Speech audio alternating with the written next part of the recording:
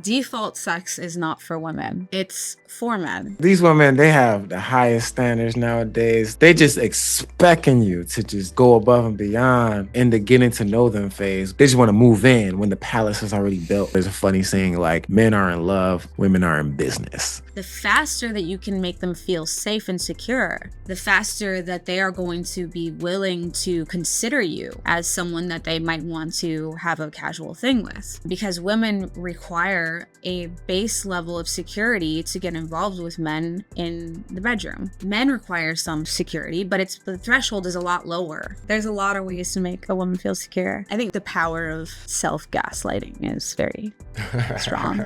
It's very strong.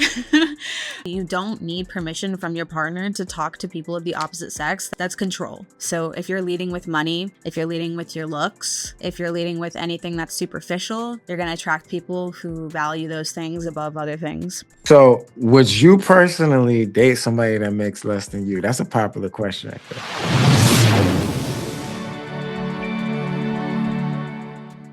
So guys, welcome back to another episode of the DeleteKings Podcast. I'm your boy DeleteKing 850, and I got a very special guest with me tonight.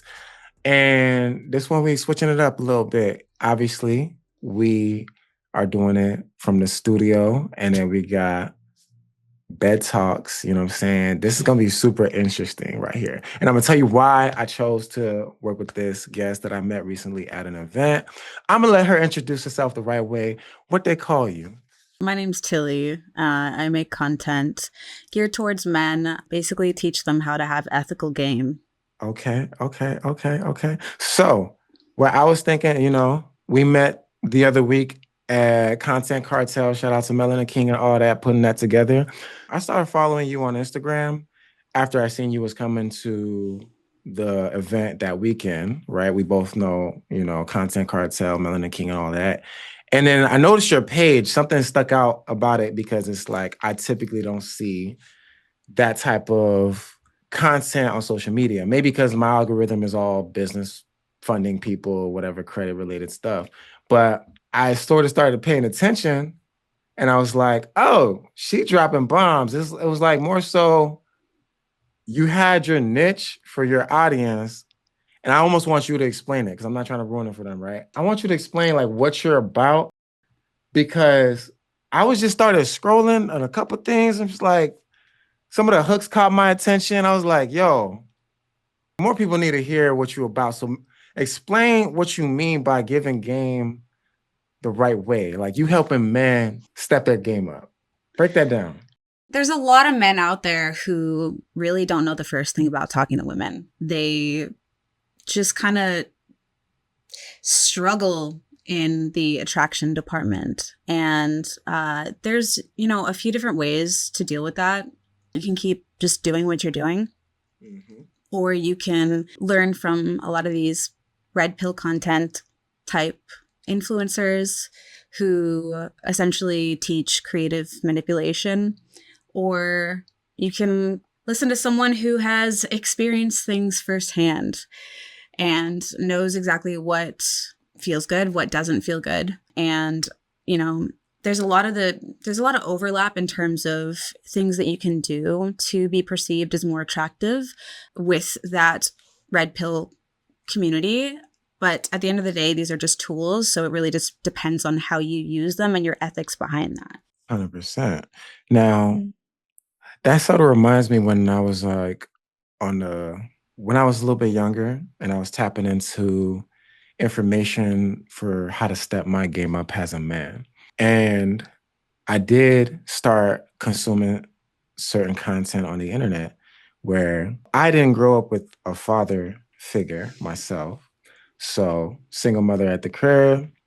So I didn't really witness like a man treating women the way women should be treated and all that. I sort of had to teach myself, right? So I'm consuming a lot of content on the internet and I'm influenced by what I'm influenced by for many years. There's like these different groups and then they all, categorize themselves as like red pill and there's another pill and there's all these pills. And then some people, they're just so strict with it, I could start name dropping all day, but what I'll say is there's barely any women in the space giving game and telling men what to do. So I am curious why you even chose to pick that niche, because I know the way I was consuming the content and what I learned, what helped me, what didn't help me. Most of that information was just a lot of alpha male stuff, a lot of stuff that it sounds good on paper, but it's like even some of the people that's preaching that stuff, when they'll have ladies on their podcast, it ain't really like playa. It's more like scolding women or something, or talking down on them. So I sort of been able to grow up and realize half of that stuff is purely entertainment. And then what really translates to real life, you've really gotta go out there in the real world and sort of get your reps in with talking to women and just being a gentleman and doing what makes sense. And most of it, I realized you really gotta work on yourself. As a man, that's my take on like listening to advice on the internet when it comes to trying to figure out how to date, how to get more women in your life. I want to know like what gives you that authority? Why'd you even choose that niche to go in that realm? I mean, that's a great question. It's also a massive question, so I might have to break it down a little bit. First, I wanted to comment on what you said about growing up without a father figure. That's tough, and I think that that's an experience that a lot of young men have, and that on top of the fact that as time has gone on and culture has evolved, women are becoming more and more independent, and things are shifting in that regard. So now that women no longer rely on men to survive, men are now reevaluating their place in the world. And now that they have, in general, less power over women, they find themselves in sort of like a confusing space, where they're feeling powerless. And on top of that, they don't know how to communicate with women. And so they're feeling isolated. And, feeling powerless and isolated is a terrible place for anyone to be. And it's really difficult to watch. And, you have a small minority of people who act out and are hateful or violent as a response. But for the most part, you just have a lot of men who are really well-intentioned, but just don't know where to go or what to do or what their role is. Now that like this sort of these binaries and these gender norms are not as stringent as they were before. So that, I think, is seeing that was part of the reason why I felt compelled to get into this space. Ultimately, my goal is to make the dating space better for everyone, but specifically for women. Oh, okay. Yeah. Like originally I was going to start making content for women, which I think in the grander scheme I am. But I just figured like men are meant to be the initiators. And as the initiators in general, that's kind of where we should start first. You know what I mean? So your Yeah. goal is to ultimately help women by giving game on how men could be more men for women. Because you were saying like men are the initiators. You can elaborate on that because it's like some people would say the whole men approaching women thing. Some people say that's getting played out. Females is like they're not really appreciating men coming up to them, or the catcalling is getting out of hand, or it's just like it's all over the place. I keep seeing all the mixed signals and this and that. Do you really teach any approach game or how to tell men how to not have approach anxiety, or what's your take on men approaching women these days? I think that it's totally okay to approach people still.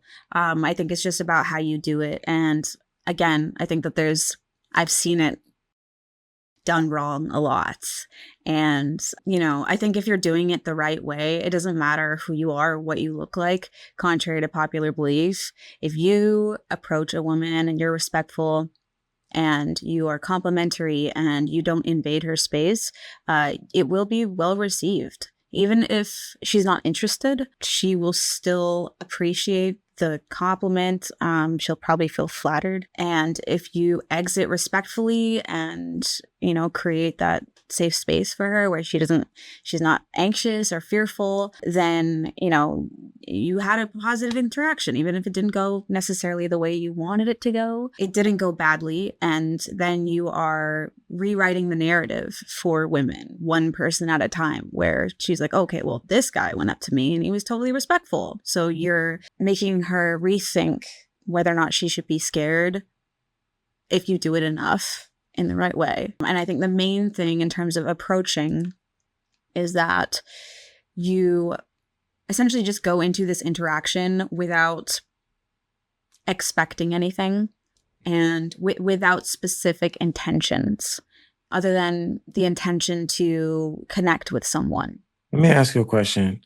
Do you feel like, because you just said, approach without expecting anything. You can have your intentions when you see a pretty girl, want to approach her for whatever reason that's on your mind. But like, ultimately, man, shouldn't really be too concerned about the outcome of whatever happen. Do you feel like men and women can be friends? Because that's a big topic. Yeah, I think they absolutely can be friends. I mean, unless there is romantic feelings on both sides, then I think they absolutely can. Because if there's romantic feelings on both sides, it's just going to grow until it reaches a boiling point and something happens between them. But if there isn't a romantic connection on both sides, and or there isn't a romantic connection on either side, then it's totally doable. 100%. So you think absolutely a man can just be friends with a woman like long term? Okay, so I guess the right way to ask that question is, so can two attractive people be friends? Because if you ain't feeling her vibes, she ain't got the looks, then it's like, of course, they're both gonna friend zone each other. The attraction is not there. But that's a heavy debate online, because I see these women, they'll hop online and I don't know if they're trolling, but they'll be like, so there'll be a story time, TikTok story time, where, so my best friend of X amount of years, he literally just tried to come at me in a way we was joking around, and then he said this joke, or I said a joke, and then he pretty much implied he would hit it if he could. And I'm like, bro. So, for all these females that thinking they're putting guys in a friend zone and, hey, friend, and bro this, bro that, like, but you're an attractive female. Are these females delusional? Or is this like, do you really genuinely feel like that they can be friends long term? I think attractive is subjective, Right. So not everyone that you think is attractive is going to be attractive to other people. And that's the case for everyone. There is conventionally attractive, but so if you're saying two people that are attracted to each other, that's different.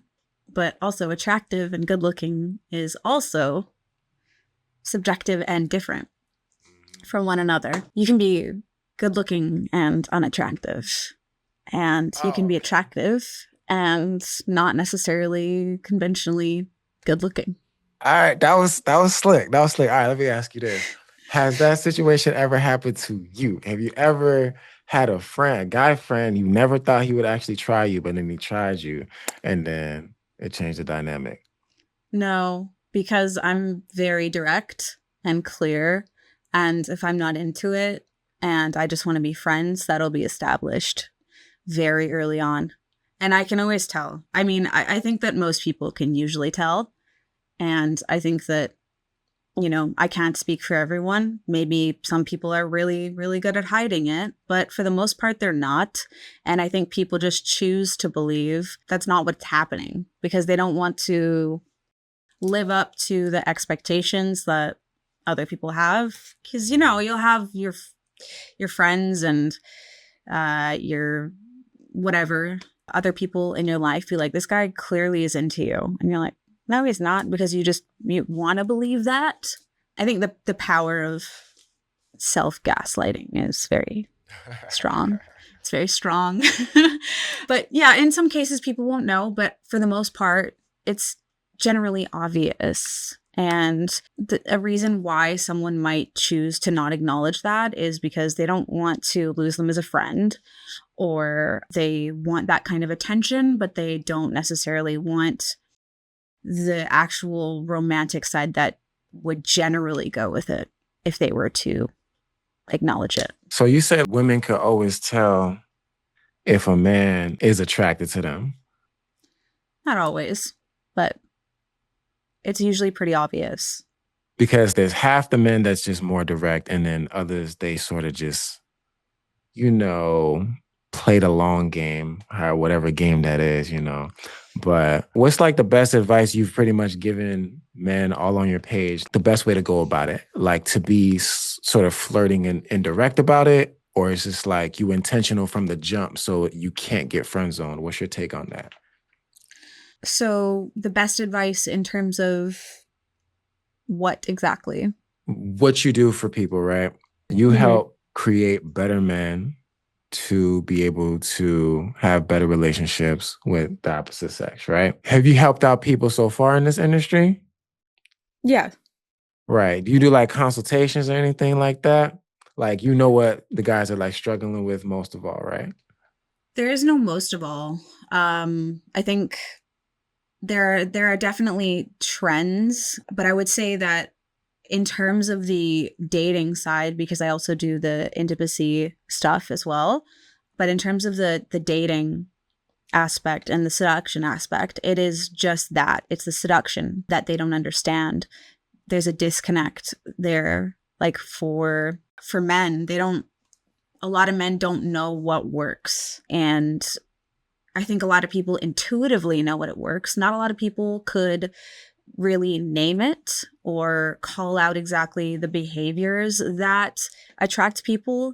But there are, a lot of studies that outline exactly those things.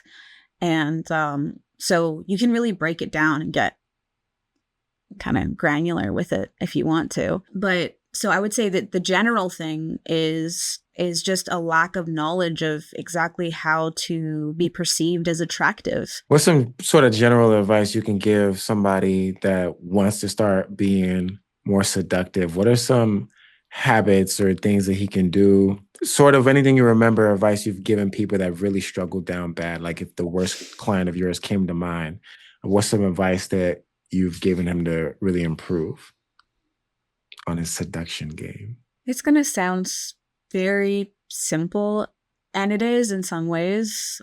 The ways of going about doing this are a little bit more long-term and tricky, but self-confidence is the most attractive quality that you can have. And there's a big difference between being confident and being boastful.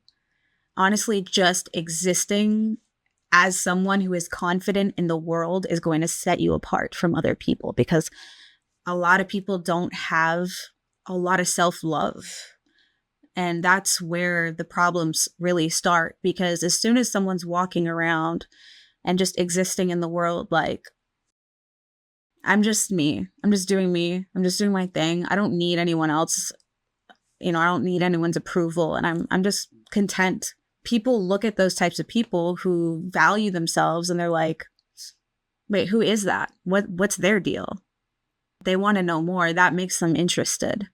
And interest is a huge factor in attraction. It's like piquing someone's interest. It's sparking their curiosity is a massive factor. And so if you see someone who kind of stands out in that they're just clearly totally comfortable with themselves, you can see that in their body language. That's automatically attractive. So confidence, I think, is the sort of foundation that holds everything else up. But in terms of actually speaking to someone, and I'm sure you get this of all people, if you're out here interviewing people, it's to really listen to what they have to say. not just waiting for your opportunity to speak, but genuinely listening and being interested in what people have to say is going to make them feel special. And attracting people is honestly more about how you make them feel than it is about how you look and how you present yourself. You sound like really educated on this topic. Did you study psychology? Won't go to school for any of this type of thing? Or like, I'm still trying to figure out how you became the expert on this. The reason I got into this was, honestly, as a kid, I was so awkward, and definitely autistic, which was undiagnosed until I was 20, late 20s. And I always felt different. I always felt like sort of an outcast, bit of a loner. I always struggled to make friends as a kid and even into my young adulthood. So when I say that I understand the loneliness that a lot of men are feeling and the isolation and what that does to a person, like I get it on a personal level. I was really just, I felt like an alien.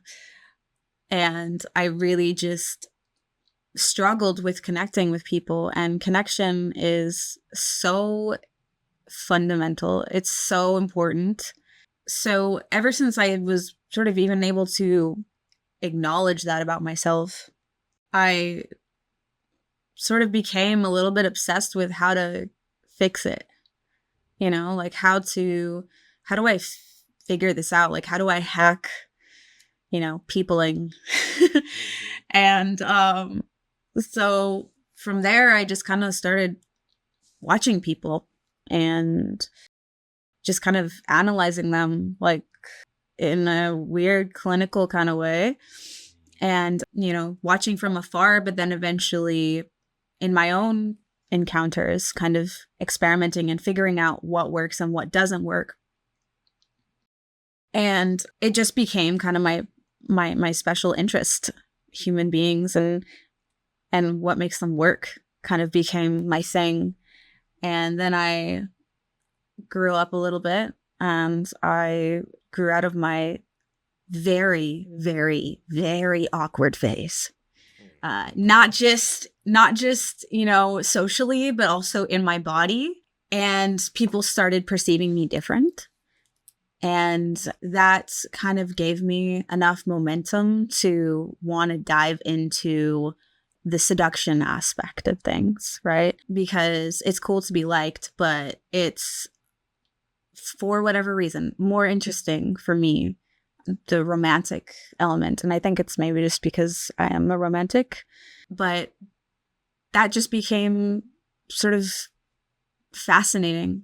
And I quickly understood that the key is to kind of get into people's heads and figure out what it is that they really want and what it is that they are lacking in their life. And, to be able to bring out the sides of myself that would best reflect those desires. Now, you can go really far off of the deep end with this and just morph into the ideal person for whoever you meet. And I highly recommend to not do that because you will lose yourself and you will exist to be perceived by others. But there is sort of a healthy balance there where you understand why people do what they do and why they like what they like and how to best represent yourself to be able to connect with people. So that interest kind of morphed into more of a study. And then I just kind of started getting obsessed with psychology and, the science of likability. And interestingly enough, there's a ton of overlap with marketing and things like that. So it turned from a personal interest into a more academic interest. And I am just endlessly fascinated with what psychology can tell us about these kinds of things and how to apply it. So that's kind of how I ended up here, then I just at some point realized that, I don't know, people just kind of felt comfortable talking to me about things. And I, again, am endlessly fascinated with humans and what they have to say and why they think how they think and feel how they feel. Enough people started opening up to me that it kind of just snowballed from there. And I found myself in content creation and working with people more officially one-on-one. And here we are. For sure. For sure. Talk to me about like your one-on-ones. You can't actually give no details, but I mean, like, when people feel comfortable talking to you, to open up to you, to get advice and to get some better results in their lives, because you mentioned it's about helping people get what they want. And so you can identify what they want by asking the right questions. How is it? I guess my question is like,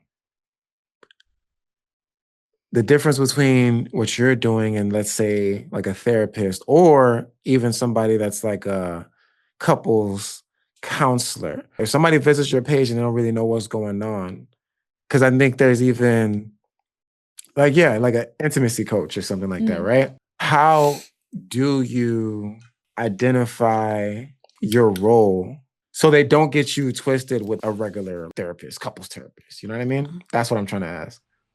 I think what makes me different in that regard is that, well, I don't really work with couples, first of all. And I think what I do is a little bit more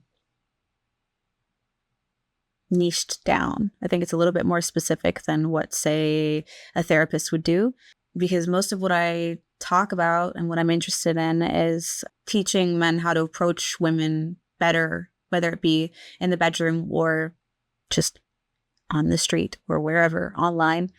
So it's less about tell me how that makes you feel. And of course, there's always going to be some of that, right? Because I have to understand where you're coming from to know where you want to go. But it's more about formulating a game plan, you know, because people come in, I think, with specific goals in mind versus maybe therapy where it's just a venting session more so. Not to take away from therapy at all. I think therapy is amazing and could be something that people would do in conjunction with what I do. But I think that what I do is I give more like actionable steps for people.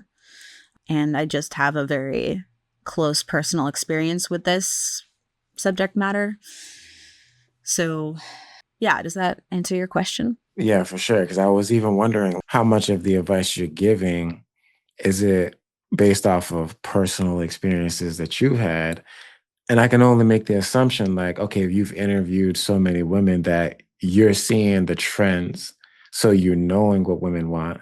That way you can even put these men on the proper game of what women actually want, what women actually like when you're giving advice on how to even touch a woman, what feels good to women, what's rough, what's smooth, this and that.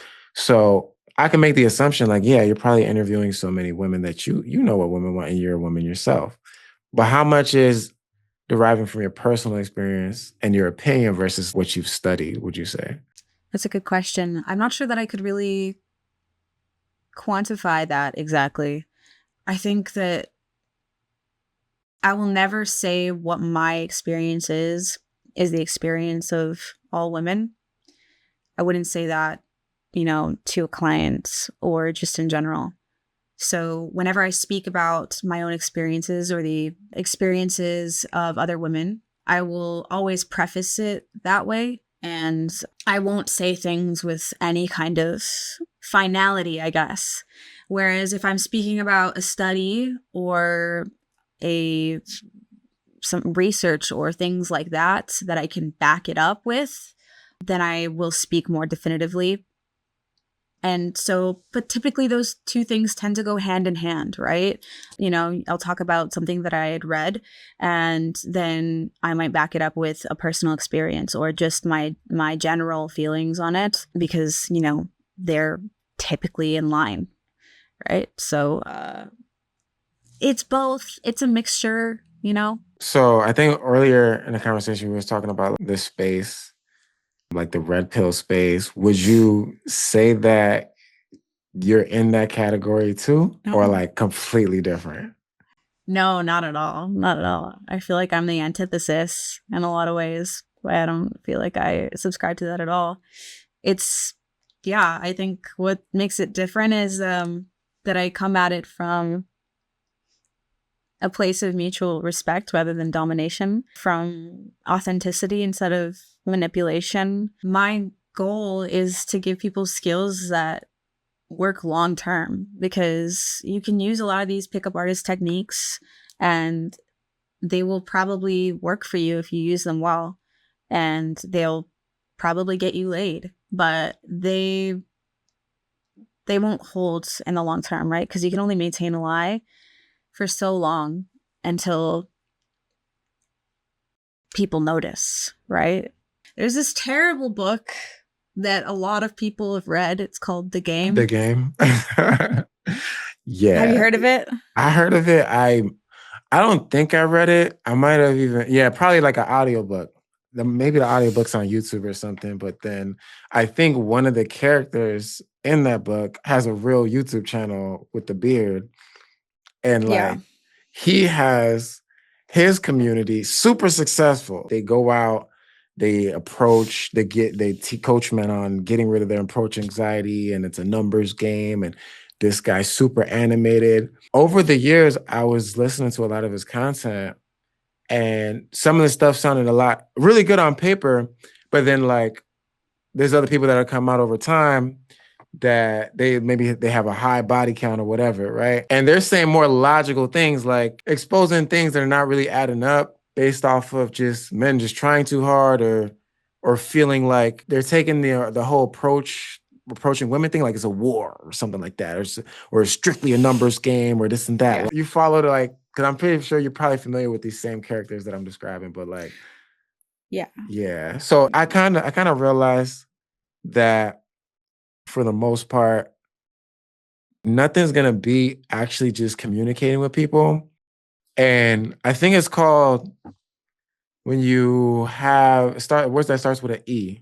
I can't pronounce it, Empathy. But yeah, that one. Yeah. When you speak to people, to listen to them and to actually speak with their interest in mind, sort of thing, and sort of just pick up context clues if you're standing too close, if you're making a woman feel uncomfortable. But I was influenced by, let's say I was influenced by the wrong people early on. And then slowly I just sort of phased out of it as a grown adult. It's like, work on myself. Work on myself so I can become something that attracts more people to me. But what were you going to say? Because, that's you were talking about The Game and how that pretty much influenced a lot of people. Yeah, I was gonna talk about The Game. I would say first though, you made a really good point about attracting people to you. I think that that's the key differentiation that a lot of people need to make in terms of, seduction and attraction. It's not about getting people. It's not about getting women. It's not about getting their phone number. It's not about getting them into bed. It's not about even getting into a relationship with women. It's about attracting them to you, so that you don't have to chase and be thirsty. And so it's really just about how to best showcase yourself as you are to convey the type of person that people are attracted to. Obviously it's a sliding scale, and there's people who need more or less attention to certain aspects of themselves, but it's definitely more about being attractive and attracting than, moving towards, right? Having people move towards you versus moving towards them. So that was a really good point that you made with that. In terms of The Game, so this is like a really, this is a book that I read. It was really hard to read, but you have to keep your enemies closer, I read it, and it's tough. It's tough. And this is something that I think influenced a lot of people. And this is where pickup artist culture comes from. And this is where I'm sure a lot of what you were talking about came from, and what you've seen and those types of things. And yeah, it's like, it's dehumanizing to the person. And I think that's part of it. It's like, if you dehumanize a person, then you're no longer afraid of them. You're no longer afraid of getting hurt. You know, when it's a numbers game and you just don't care, then yeah, it's easier to approach people, but you're not seeing them as a human being. And if you're not looking at someone as a human being, like, you have no chance of, you know, starting a healthy relationship with them, or any relationship for the most part. 100%.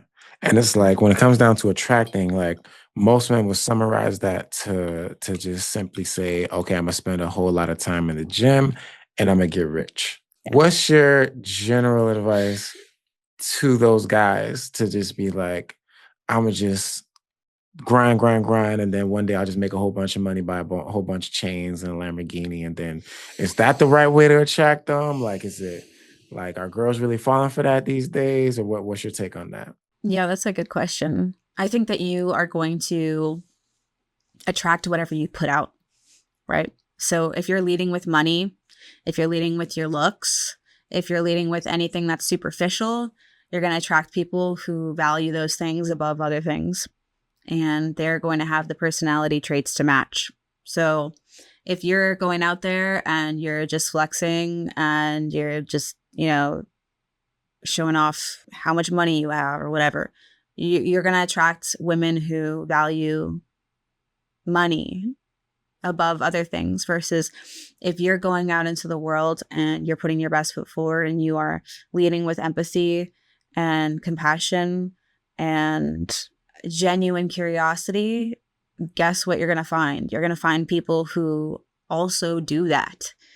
Obviously, you're not going to find your perfect person every single time, regardless of how you approach the situation. But generally, you get what you give.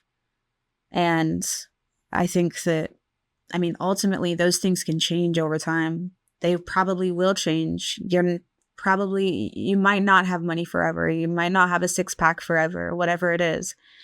But what you can maintain is, you know, a solid foundation that you build with someone. But like, girls be expensive. So it's like, when should a guy even start dating for real? Is there an income bracket? Because at a certain point, you got to take care of a lady. There's standards when it comes to dating. At what point should a guy say, all right, now it's time to start dating for real? Or at what income level is your opinion? And what's your take on that? Because that is the huge factor in being successful at dating, in my opinion. Okay. I would disagree with that. I would disagree. I think all of those surface level things are, you know, things that a lot of people, historically speaking, have navigated around, and they're not necessary. They just aren't. In terms of how much income you should be making before you start really getting into dating, I feel like that's an unfair expectation that you have of yourself, and not everyone values that. But I would say you should have an income where you can support yourself. You know, like, don't get into a relationship with someone if you can't pay for your own rent, maybe, because then you're going to involve someone else in your financial struggles, you know? Because if you get into a relationship with someone, they catch feelings, they are going to want to help you and support you. And if you can't even support yourself, you're not necessarily in a ideal condition to be getting into a relationship, which is like a two-way street where there has to be support both ways. So I think if you're in absolute financial peril, then maybe it's not the best time to be dating. Maybe it's the time to be digging yourself out of that hole and then focusing on, you know, dating and things like that. You know, the Maslow's hierarchy of needs, you have to meet those basic needs, food and shelter, and then you can start moving towards relationships, self-actualization, and all those kinds of things. Yeah. So would you personally date somebody that makes less than you? That's a popular question right there. I have a lot, and I would. Yeah. You would again? I would again. Really? With the right person. Okay, damn, that's I'm very not about honorable. that. I'm not about that. It's difficult for me. I find it very difficult to meet people who have similar values, who are dreamers, are romantic. So you can date potential. Whatever. That's what I'm hearing. No, not necessarily potential. And I don't think you should date for potential. I don't think so. No, not at all. But everyone is evolving all the time. Right. You know, we're all reaching towards a higher potential. Right?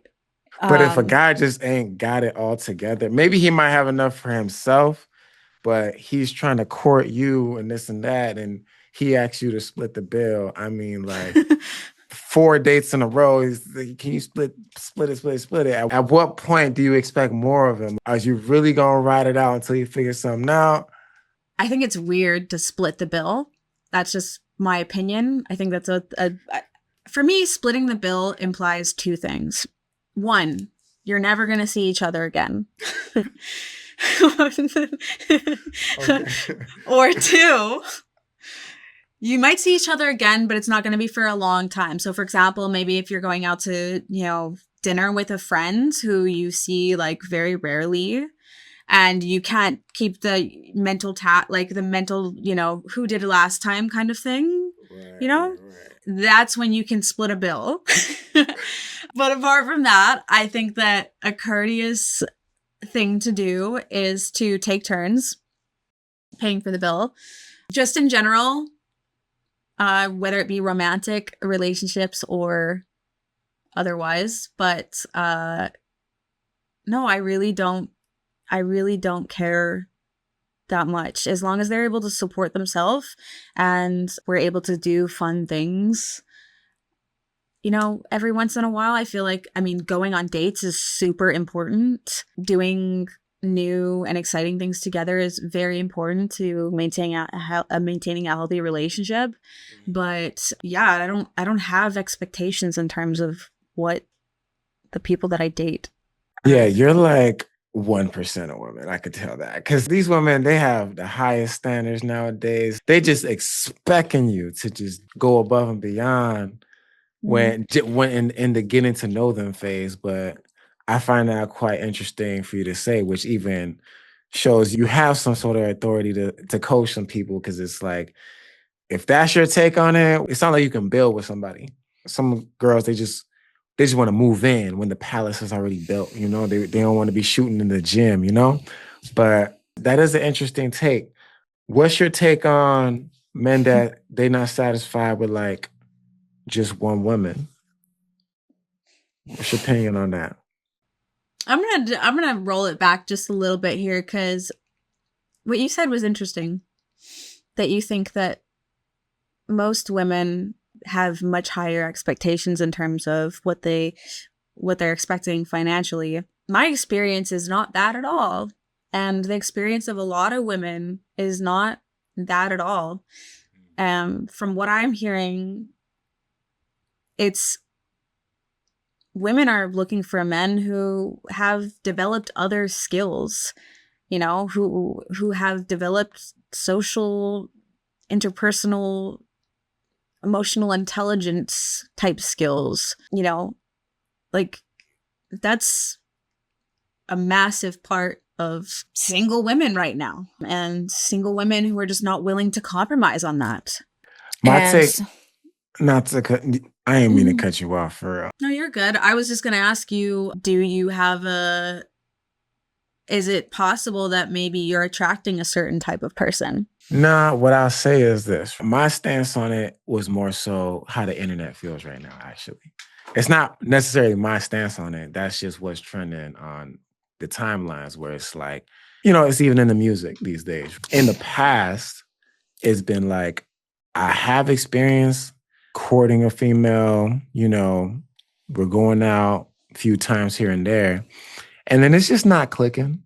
And then, on the phone, I just hear some wild stuff. Literally, if I were to quote like one example out of a few, it's like, usually I wouldn't have to tell a man to pay my rent or something like that. They would just offer it. It was wild. And then, that was like back when I was like really, I don't go out much for the most part, but when I was sort of dating around, trying to figure out what's out here for real, it's not many that had the right mindset, right? Was trying to really connect on a deeper level. Me, I like communication. That's the thing I love the most. Really good communication.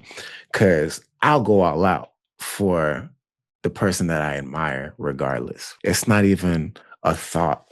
My consideration is amazing when I want my person to be comfortable, to enjoy life with me and have fun. I'm all about having fun.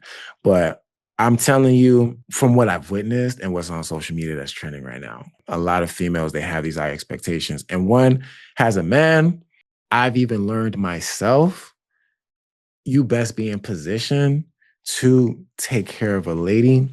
One, the whole entire experience is just going to be way more better when you have the means to. It's a lot less awkward situations. I had to work on myself. To come to these conclusions. Just be in a position. For the right one, you're willing to go the extra mile for sure. But when I'm telling you that a lot of women, where their head is at, it's not like you. You probably more classy. Do you consider yourself 1% of women? I wouldn't consider myself classy. I would just say the word classy for lack of better vocabulary. Like, I don't know if I would consider myself 1% of women. I think I'm definitely different in a lot of ways, but I think we're all different in a lot of ways. I think that what might set me apart from a lot of other people is I have I'm extremely inquisitive, and there's very little that I accept in terms of the status quo without question. And so something like dating conventions is something that I've questioned thoroughly, and I have my own thoughts around. But yeah, I get what you're saying, and I know that there's definitely a part of the population that is like that. And I also think that we have to be careful with how we view our world based on what we see online, because we're all in our little echo chambers. And so once you get into that algorithm of women who are about that, that's what you're going to see. And that's going to change your perspective on what's actually happening. And then when you go out into the world and you meet people and you're viewing them through this lens, it becomes a self-fulfilling prophecy. There was actually this really interesting study that was done on something very similar, where basically they experimented where they would tell someone they're introducing them to someone else. And in one case, they would preface by saying this person is very nice, thoughtful, kind, whatever. Lots of positive attributes.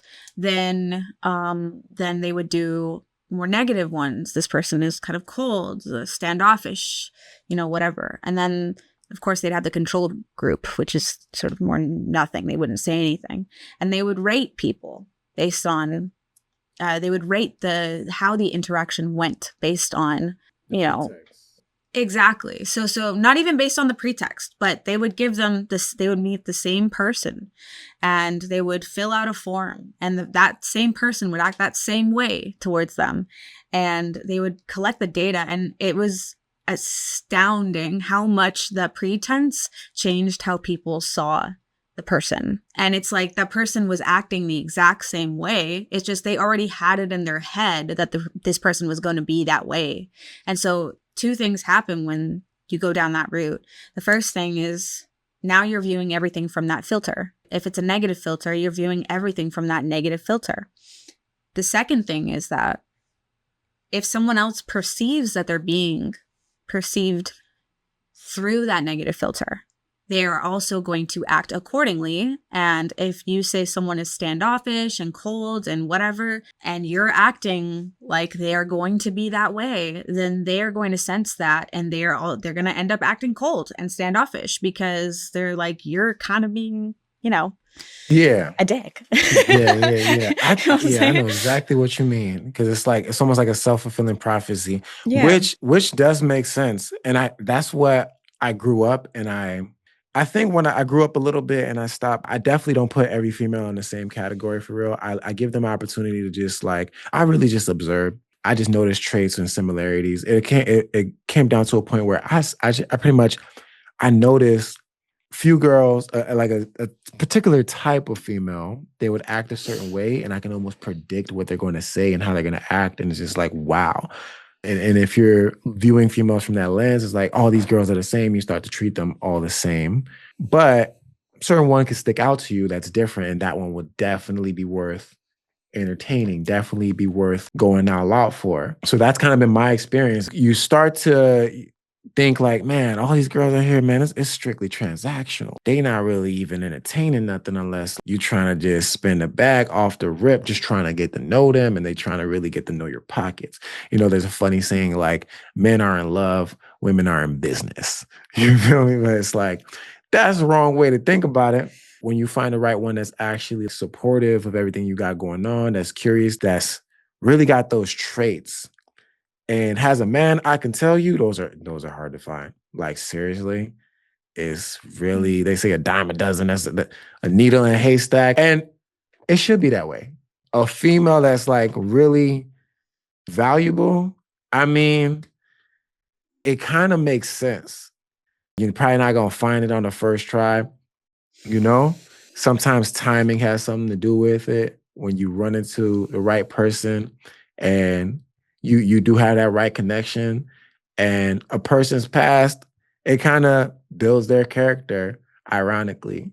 So that's my whole take on it. So not ever going to say like all females are the same or all females are really after money or think the same way. But I feel like it's an interesting perspective that you have, where it's like, guys got to be careful at the same time. That's my message to people that's watching this, is like, yeah, you can have that perspective. All females care about is money, but it's really deeper than that, because you can think that if your money's running low, and that's like you're self-conscious about that, and then you're in the dating field really acting a certain way, thinking women are after your money. When it's like you're saying, it's really a little bit more complex than that.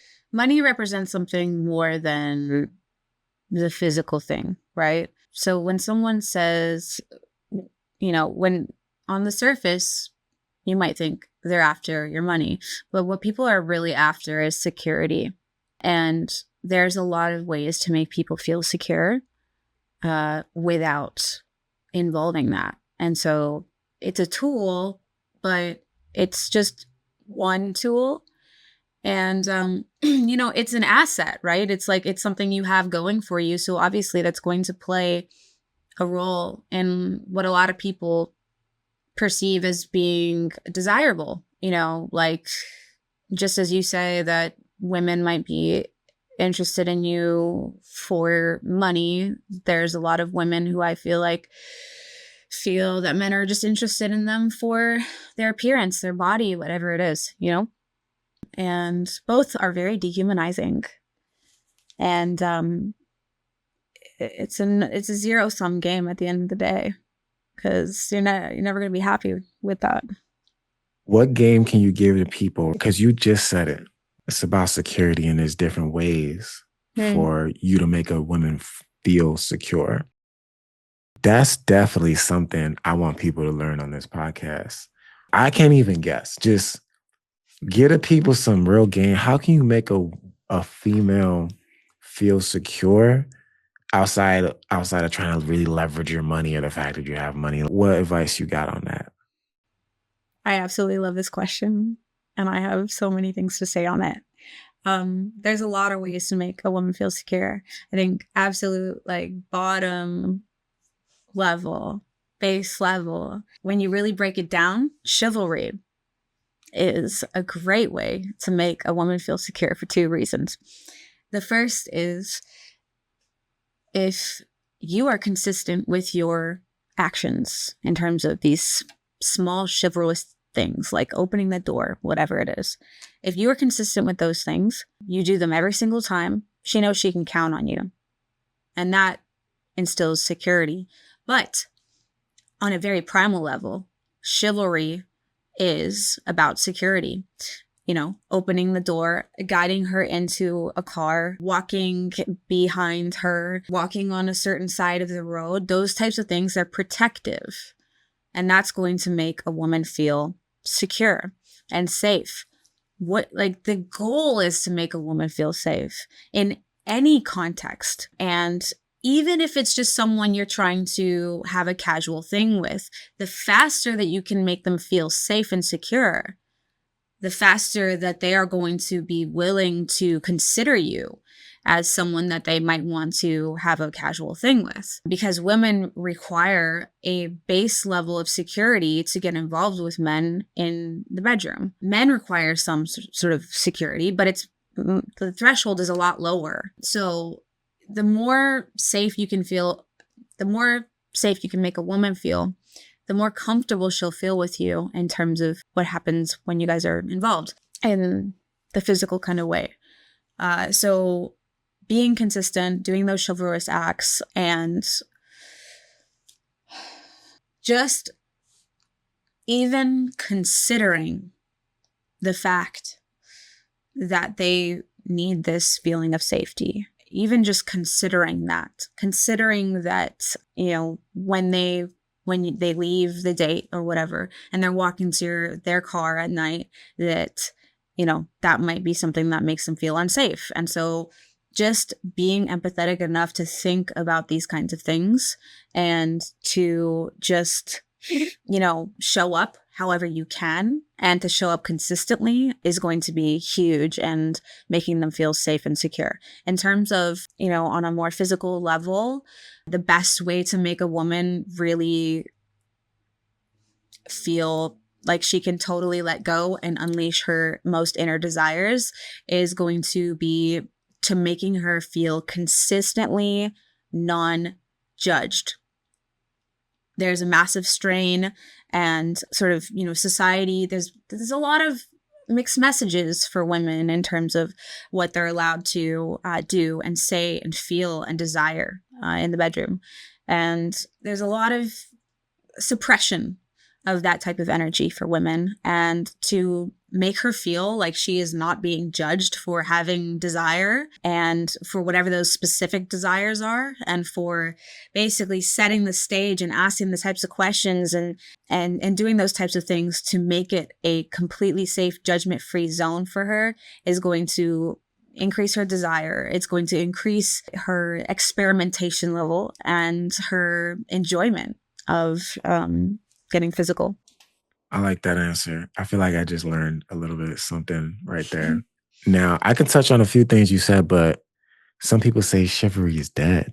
But I do want to ask, because you mentioned chivalry and then you mentioned consistency.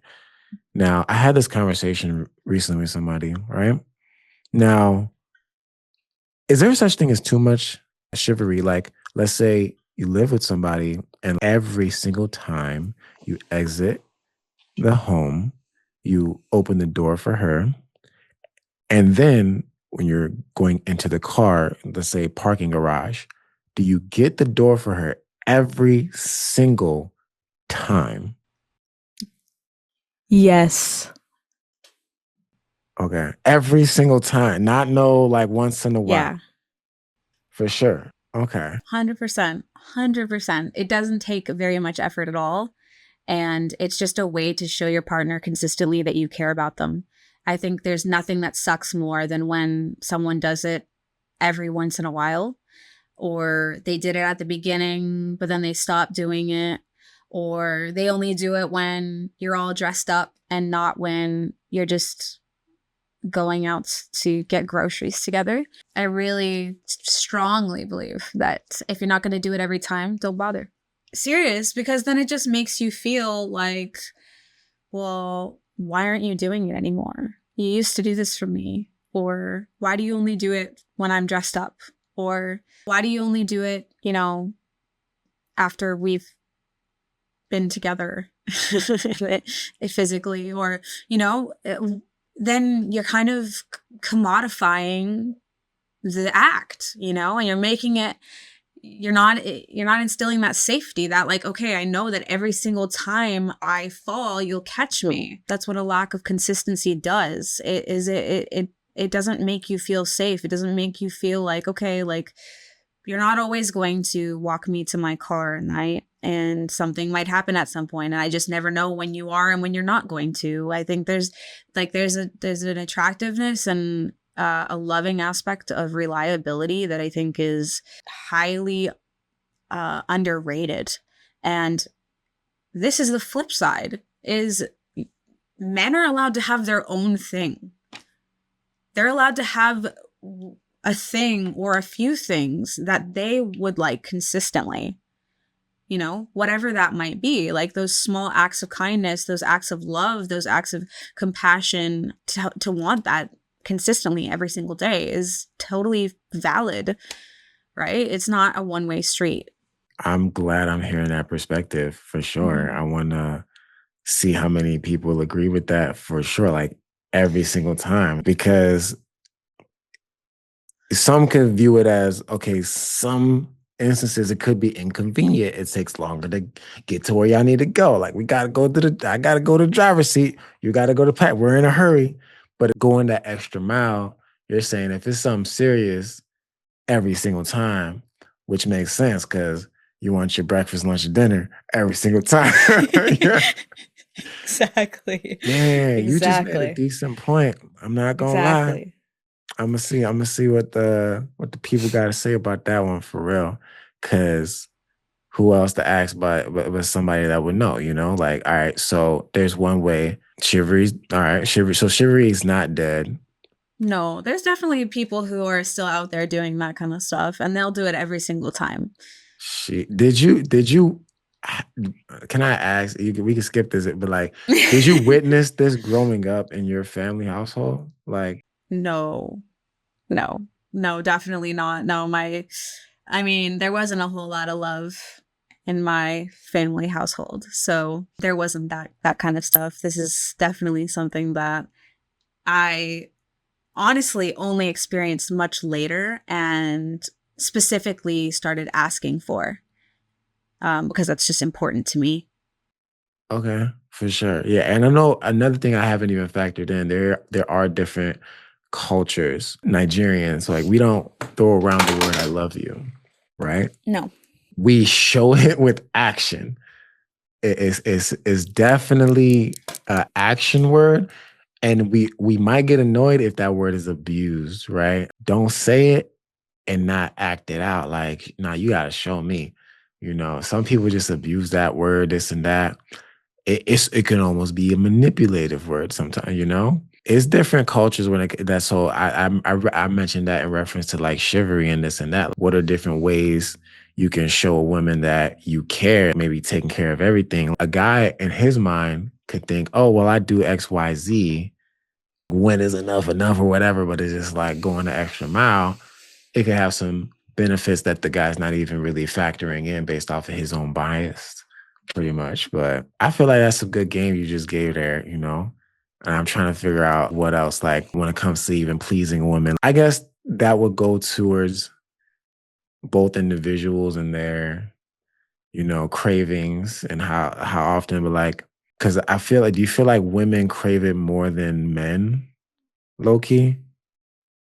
No, not necessarily. I don't think that there's not a lot of I think actually what the research says is that it's somewhere around the same that they want it. But they're not women typically initiate it less, but it doesn't mean they want it less. And I think that the idea that women want it less is a lot more tied into the fact that normal sex is not for women. Default sex is not for women. It's for men. And it's because of a lot of cultural reasons, but it is not in service of women. And unless you ask for it, you're not getting it. So But I wanted to actually come back to a point that you made about how saying I love you in Nigerian culture it's different, and it's really about showing love. I find that it's kind of beautiful because we're basically saying the same thing, because those small chivalrous acts are just ways of showing love, and or whatever your thing is. Like maybe you have a different thing that makes you feel loved, and those small consistent acts, or those small inconsistent acts, or whatever, like it's literally just about making the other person feel valued, special, and loved and secure within that love. Like that love isn't just going to disappear on them. And so that's going to take on different forms for different people and different cultures, but the same thing is true across humankind, is we all want to be loved. And that's just shown to us in different ways. I agree with that. Yeah. I'm gonna wrap this up with this Okay. one more question, because this is dope. This is, guys, y'all tune into the channel. Y'all see I bring up a little bit of everything, because sometimes I might want to have a conversation to learn a little bit more about myself. But this is definitely information that I think the world needs to know. It's not just finance, it's mentality and all of that stuff, which we bring into the table, how we can become better men. But ultimately, I want you to sort of touch on attention. When a man dealing with a woman wants all that attention, let's say you're dealing with somebody, and I kind of hinted the question earlier. If his attention goes to another female, even briefly or temporarily, how should the women deal with that? Because women are really big on, you should only have eyes for me if you're taking me serious. So I hope you understand the question. Like, if a man is taking his situation serious, but like he gives his attention to another woman for whatever reason it be, I want you to know how females supposed to deal with that. What do you mean when you say attention? Right. Because that could be a few different things, right? Mm-hmm. So let's say a man just like talking to other women, engaging in long form conversations with other women. Uh-huh. Are they flirtatious conversations? I would say not necessarily. Maybe maybe that's just his vibe. Maybe he comes off as not nice, but like maybe he's an attractive man. Maybe he's just gives off that energy. So the conversation might seem that way, but it's really just not that deep. Some females, they'll get mad by default if they see you talking to another girl for whatever reason. That's why I was kind of keeping it vague, like for whatever reason. Like, okay. Why does this feel like so specific? nah, it's not. I was trying to keep it vague just because us men got to know, like, all right, if you got something, you holding it down, but it's like other women exist out in the world, right? So you still, are going to communicate with the opposite sex outside of your situation, right?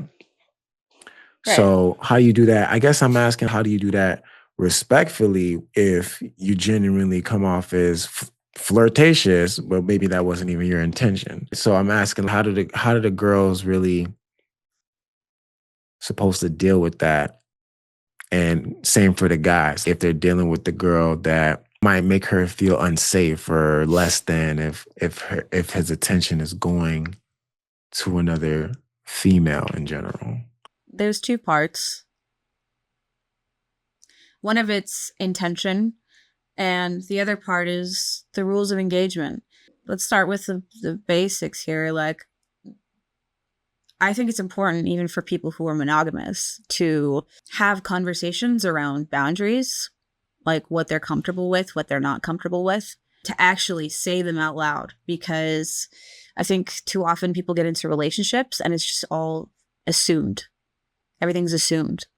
You know, you start dating, you are going on several dates, you're like, I really like you. And at that point, you're like, well, now feels like the time I should delete the apps. And then you're like, want to be my girlfriend or whatever. And that's when it's implied that you guys are just no longer seeing anyone else. And then, you know, there's a lot of rules that people kind of just accept as sort of Bible, but that are never discussed, you know?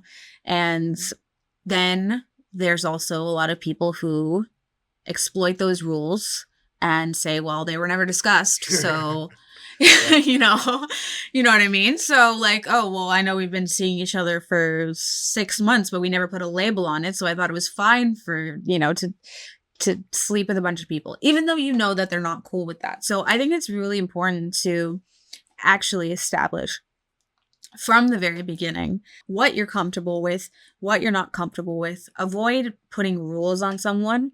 Instead, frame it as like a personal boundary. So a personal boundary is like, I'm not comfortable with this. A rule is more so, I don't want you to do this. And so figuring out exactly where you're at is key. And then the other part is your intention when you are doing these things, when you're talking to other women. Like, what is your intention behind that? How are you speaking to them? I think that it's very, very, very obvious when a man is trying to flirt with you versus like when a man is talking to you and he has a girlfriend who he is committed to and only has eyes for. And I've personally felt that. And it's a massive distinction. I've had full-on conversations with men who are just like, you know what I mean? And it's like, you know, he's nice and he's polite and he's whatever, but I'm like, he's giving me absolutely no signals, right?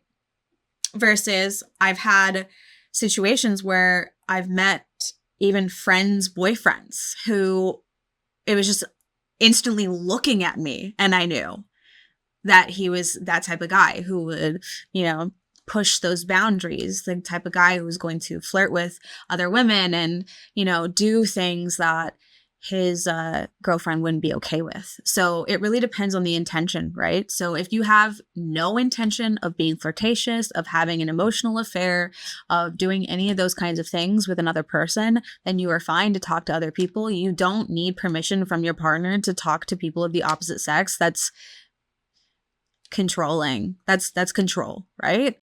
Just as they should, you know, have the same freedoms, right? Like they should be able to talk to other people and you have to just trust that their intentions are, you know, what they say they are. If someone hasn't done anything to deserve mistrust, if they haven't shown you any actions that would indicate that they are untrustworthy, then they should be trusted by default until proven otherwise.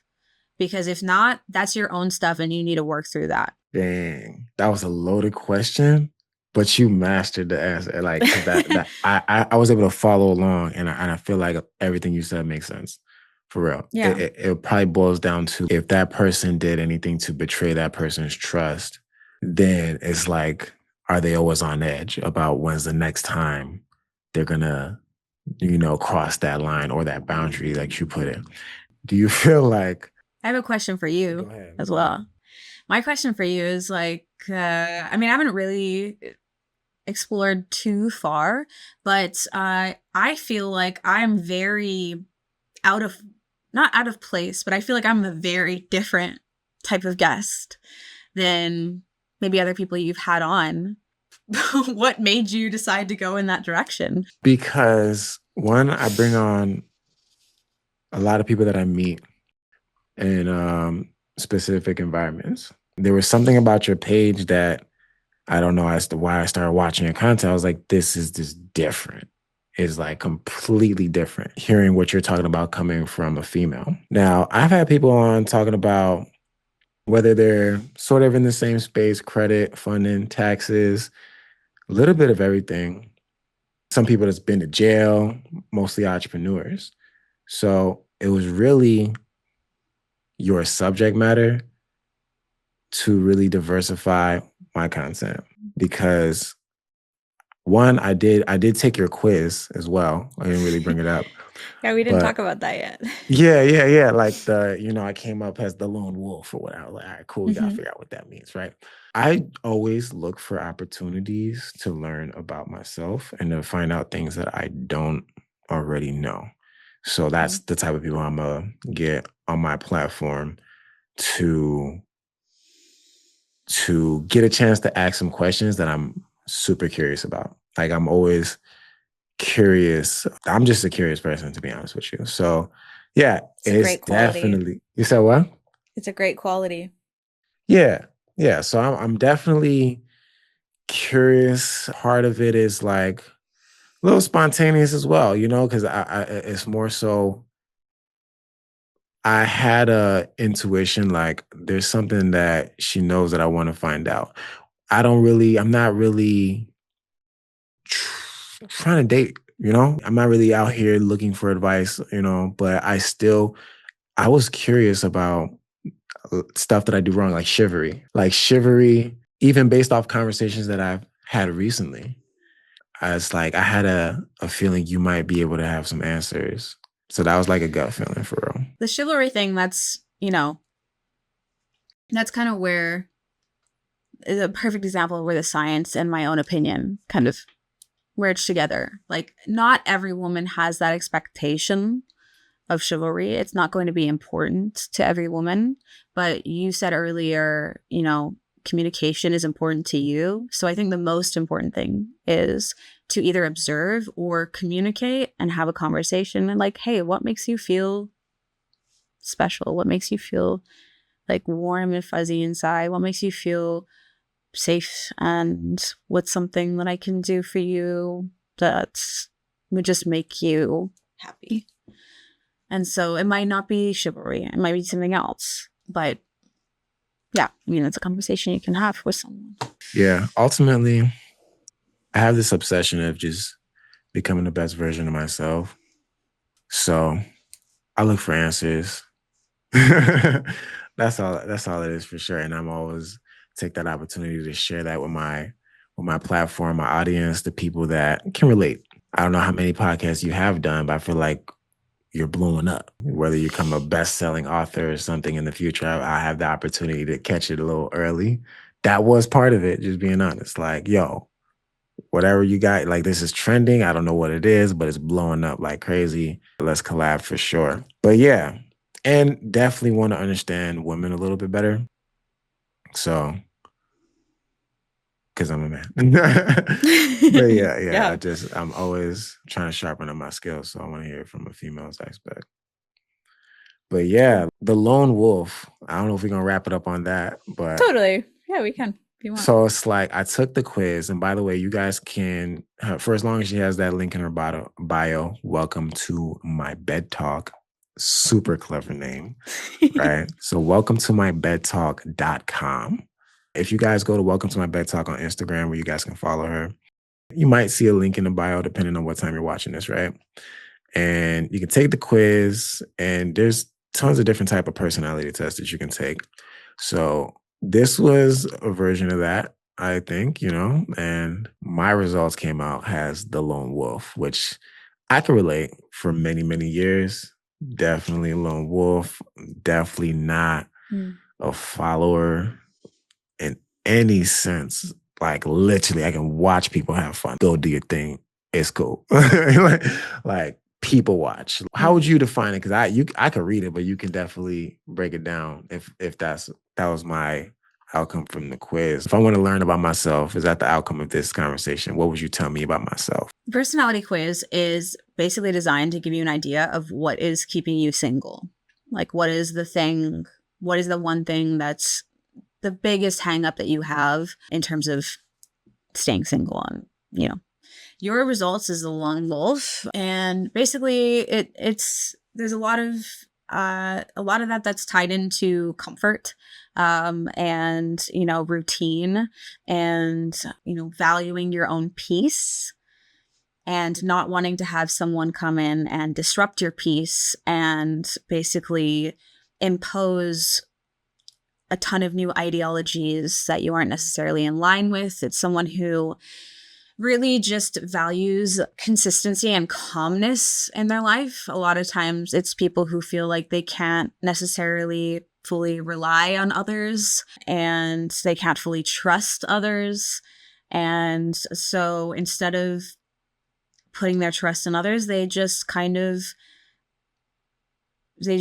sit back and say, I'd rather be alone. And, there's nothing inherently wrong with that until you start to feel lonely and like you want that kind of connection. But essentially what's happening there is these are people who have just created safe spaces for themselves by self-isolating and convincing themselves that the chances of them actually meeting someone that they'll get along with, someone that they could actually trust, are so slim that I'm not even gonna really try looking. I can relate to a lot of that. Yeah.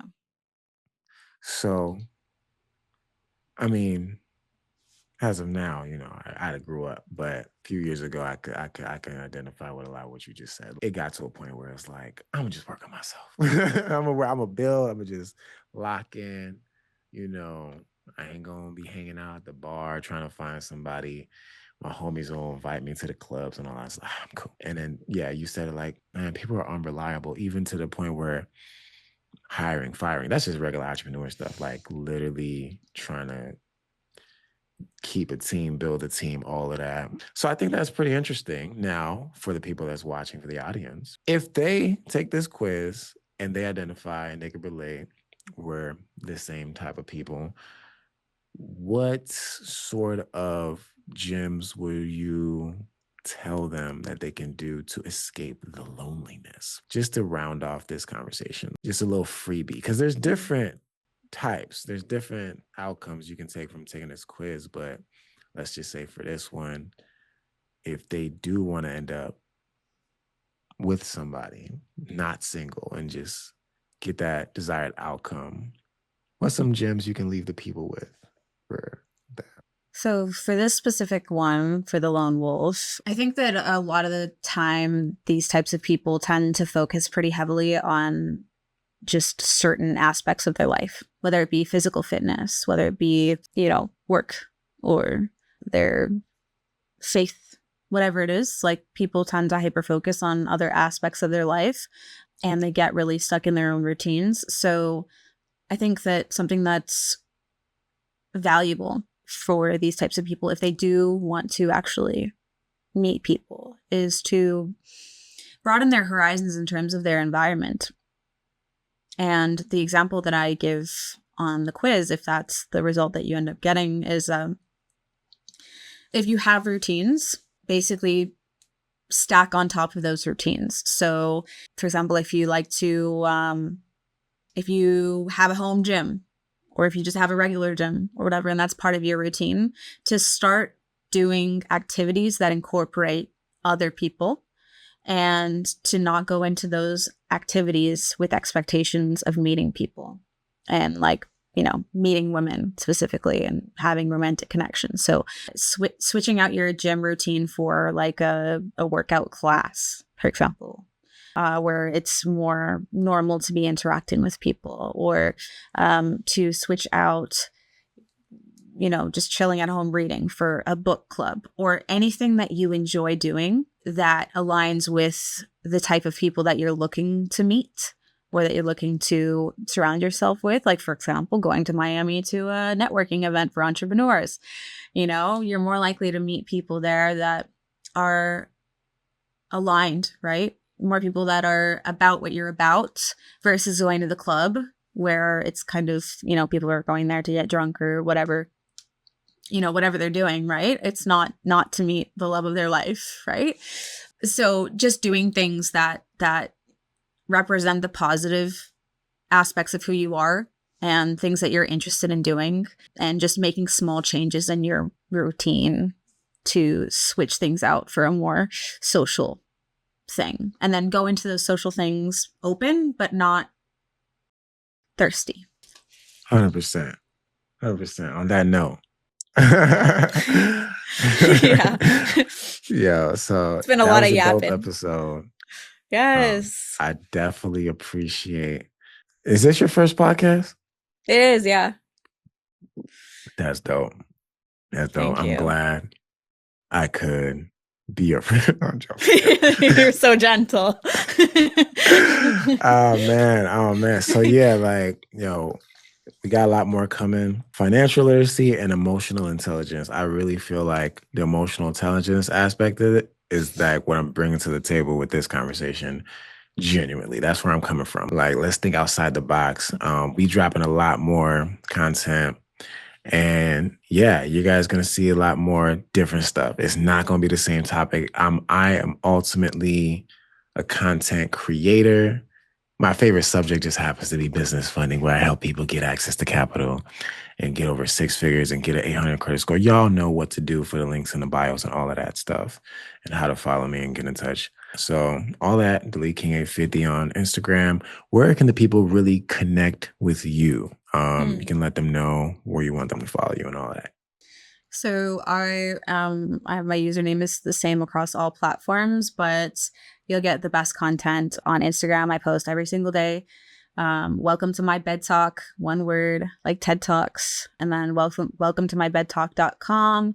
I have a guide that I wrote, which I think is actually really good, where I break down tons of what we talked about and way more. And it's all in one compact, info-packed place and broken down into different sections. I cover everything from appearance to body language to like how to approach women in public, where to meet women, mindset around confidence, and literally everything from going out on dates to the first kiss. All those things are covered in my guide, and that one is available on my website as well. For sure. I can imagine you being like a author one day. Like, you're talking about it's a guide right now, like, but for real. I call it a guide because I don't want to call it an ebook because I don't want to scare people away from getting it. That's cool. I get that. I just imagine it being official, like on Amazon one day or so, like really like being an authority in the space. That's just what I see. But yeah, it was dope. And I was getting late. But yeah, I hope y'all enjoy this episode. Make sure y'all tune in to the next one. Peace. Thank you for having me. For sure.